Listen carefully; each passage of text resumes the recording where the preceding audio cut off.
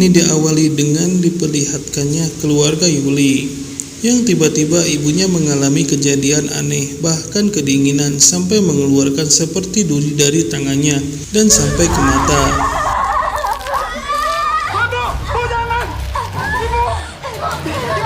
Yuli yang tidak tahu apa yang terjadi ke keluarganya bahkan jadi sasaran ibunya, dan seketika ayahnya meminta Yuli bersembunyi di kamar. Sampai terdengar percekcokan mereka dan apa yang terjadi.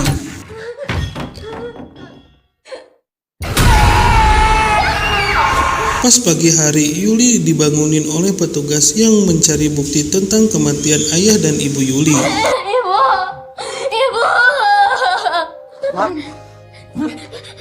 20 tahun berlalu, Yuli yang kesehariannya sebagai pembantu di rumahnya dan menjaga ibu angkatnya yang bernama Ambarawati sering dipanggil Oma oleh anak-anak Laras.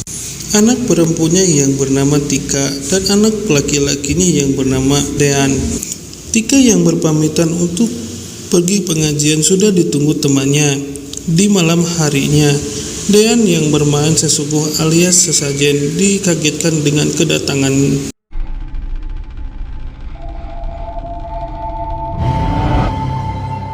Tika yang baru datang dari pengajian melarang Dean untuk bermain bor sesajen, tapi Dean menyangkalnya dan Dean bertanya ke Yuli.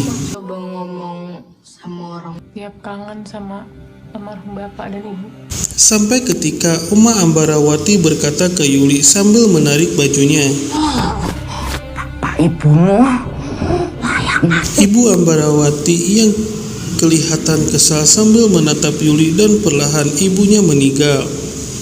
Di pagi harinya, saat jenazah Ibu Ambarawati sudah dimandikan, mereka mencium untuk terakhir kalinya. Dan di saat Yuli mencium untuk terakhir kalinya, Yuli teringat masa disiksa oleh ibu angkatnya.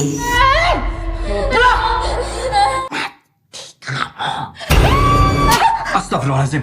Selepas Ibu Ambarawati disemayamkan, Yuli yang jadi omongan orang sekampung merasa sudah tidak nyaman, dan tidak lepas dari itu kakak iparnya yang bernama Laras, yang sebagai pemilik toko memarahi Yuli depan semua orang, termasuk teman kerjanya yang bernama Taryono. Apa teh? Habis ngapain kamu sama Yono? Ngapa-ngapa? Kamu. Di mana Yuli sempat berpikir untuk membalas kakak iparnya yang menuju ke sebuah tempat terpencil, tempat dukun santet yang bernama Mbah Kumis. Permisi. Yuli yang sudah terlanjur sakit hati oleh kakak iparnya ingin dibuat hancur seperti keluarganya. Semuanya mati. Kamu sudah siap dengan resikonya. Di awal dari kuburan Ibu Ambarawati dan berbagai macam persyaratan yang Yuli kumpulkan agar melancarkan persyaratan untuk santetnya. Selepas terkumpul semua persyaratan yang dukun minta, ritual tersebut dimulai. Satu persatu nama-nama yang ditulis di kertas, lalu Yuli menggulungkan menjadi buhur hitam. Wasakeun ka leluhur ai. Sakabeh Lebur. Abah dukun santet berkata, sebelum nyayat ini membusuk, kamu harus membereskan santet tersebut. Jika belum beres, santet bakalan berbalik kepada kamu. Mayat ini membusuk.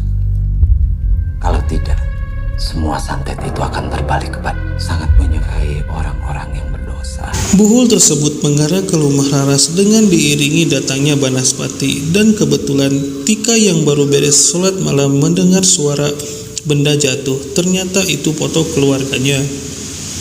Tika yang beranjak melihat tanpa sengaja menginjak serpihan kaca, berpikir dengan penasaran untuk melihat ke kamar omanya.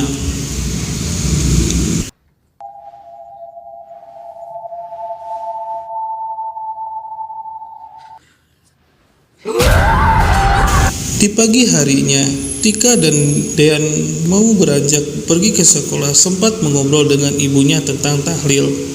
Tapi Laras yang kurang pengetahuan tentang tahlil berkata ke Yuli, buat apa kita tahlil, seharusnya kita yang harus didoakan. Sore harinya, Tika bertemu dengan Ustadz Abu, menceritakan tentang kejadian semalam yang didatangi oleh sosok yang mirip dengan omaknya. Ustadz Abu pun menjelaskan, Di dalam kubur, dia sudah sibuk menjawab pertanyaan. Jadi, pekerjaannya jin. Tika yang mengikuti pengajian merasa kantuknya begitu berat sehingga Tika tidak sadar menutup matanya dan masuk ke alam sadar.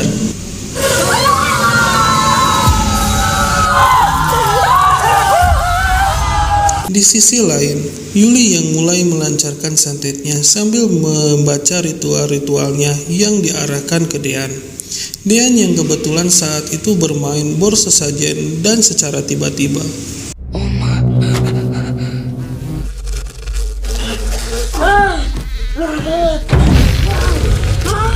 Tika yang mendengar teriakan Dean mulai khawatir sehingga Tika menobrak pintu kamarnya dan tempat selepas itu.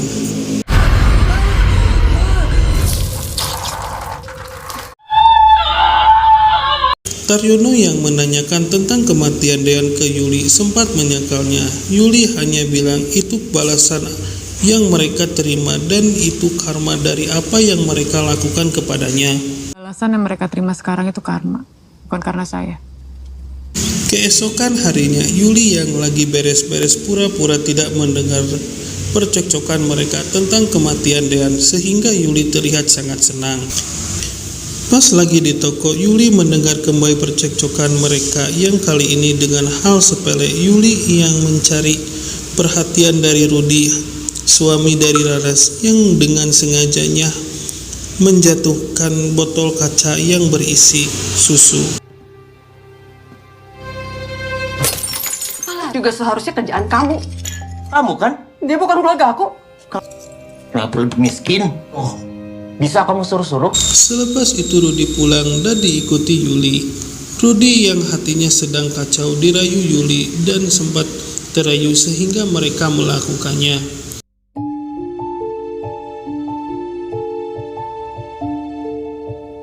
Yuli yang merayu buat lepasin Laras. Kita hidup bahagia berdua.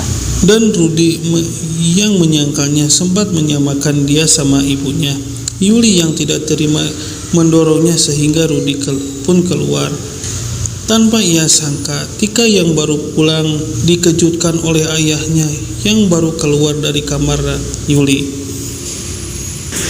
Pas Tika lagi zikir malam, zikirnya diikuti sosok berjilbab dengan muka pucat. Tika yang menoleh ke belakang dan ternyata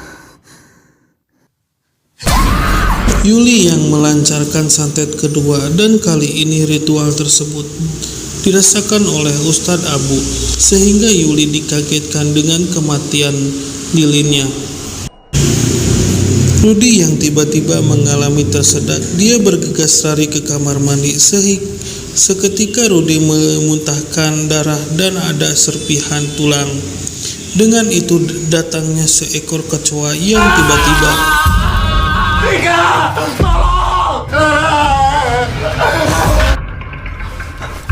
Keesokan malamnya, Yuli yang melihat ke arah Laras terlihat senyum dingin. Tika yang lagi ikut sholat jenazah lagi-lagi seperti diberi isyarat dengan masuknya ke alam bawah sadar yang sehingga Tika seperti di sebuah pemakaman yang sholatnya hingga akhir salam Tika kembali, tapi ternyata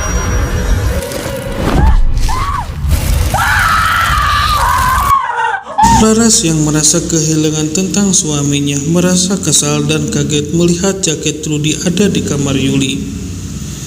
Yuli pun merasa tidak salah dengan melawan Laras dan tanpa ia sadar tangannya seperti ada yang mengarahin sehingga mereka berdua pun Saya sekarang Yuli. Niat saya berat nah. Kamu anak selingkuhan bukan saya. di malam harinya. Yuli yang melihat Taryono sedang mengobrol dengan Tika sedikit curiga dan Yuli pun mengasih uang buat tutup mulut. Dalain pemilu atuh. Taryono kali ini menolak untuk ikut campur sehingga dibuat Yuli kesal. Dan kali ini Taryono jadi sasaran ketiga yang kebetulan dia baru beres-beres dari kerjaannya sehingga menutup toko. Tapi tetap terbuka kembali sehingga Taryono masuk untuk memastikan tapi pintu toko turun kembali dengan sendirinya. Taryono pun merasa tidak ada yang beres dan tiba-tiba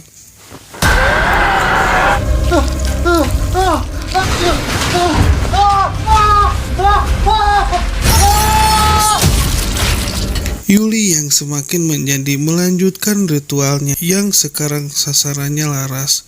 Tika yang lagi menatap foto keluarganya dikagetkan dengan jatuhnya belatung dan atap rumahnya. Dengan tiba-tiba lampu rumahnya mati, sehingga Tika mencari ibu dan ternyata ibunya sudah kerasukan. Tika yang membaca doa malah diledek dan mengikutinya.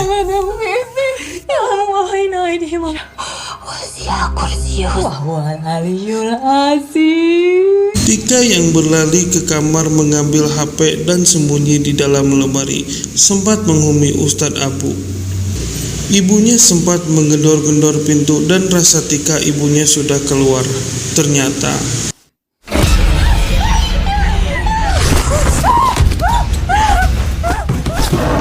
Tika yang mengambil kunci rumah niatnya mau keluar, keburu kepergok sehingga Tika dicekik dan hampir mati.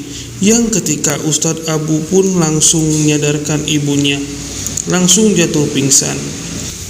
Pas lagi di perjalanan menuju ke surau, Tika yang melihat Yuli masuk ke sebuah rumah tua dan Tika langsung nyamperin dengan bau busuk yang sangat menyengat. Dan melihat Yuli yang menyiapkan sebuah ritual sempat berkata, "Saya bukan anak selingkuhan.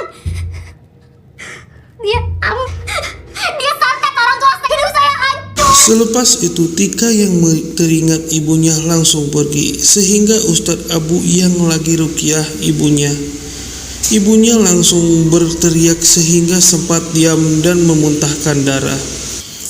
Yuli yang semakin gila melanjutkan ritualnya walau kayu yang ditusuknya patah dan patah. Di sisi lain, Ustadz yang berjuang melawan jin yang masuk ke tubuh Laras mulai mengalah dan sempat menjatuhkan tubuh Laras. Yuli yang langsung memuntahkan tulang belulang sempat melawannya. Jin yang masih di tubuh Laras masih berjuang untuk menghancurkan mereka, sehingga Tika mendoakan ibunya untuk mengikhlaskan ibunya.